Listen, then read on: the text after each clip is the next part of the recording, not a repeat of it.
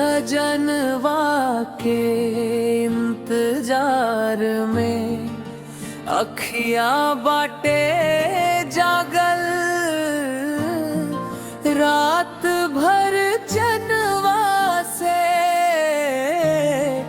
दिलवा हमार लागल। हा जाए बलमुआ अब ना तरसावा,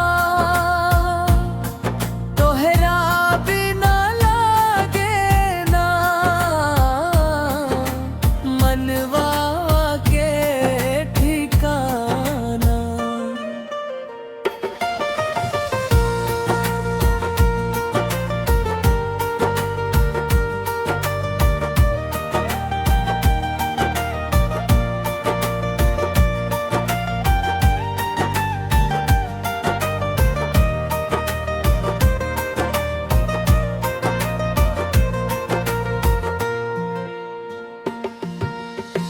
बहे पुरवैया धीरे धीरे याद तोहर ले आवे, सुना अंगना सुना देहरी मनवा रोवे जावे।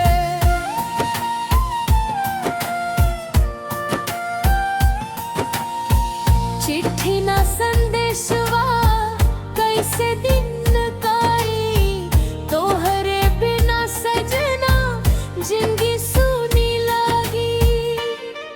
आ जाओ राजा जी दिलवा पुकारे, तोहारे खातिर अखियां निहारे। सपना में रोज वाजी आवे, प्यार के बातिया सुनावे।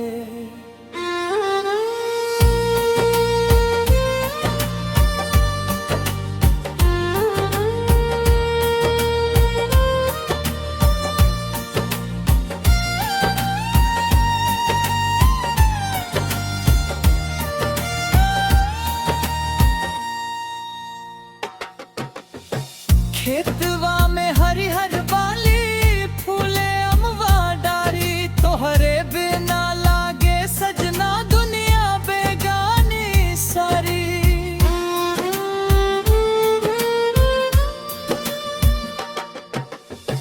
सावन के रिमझिम फुहार दिलवा के तर तोरे, संग बितल में हार फिर से छाई। आजा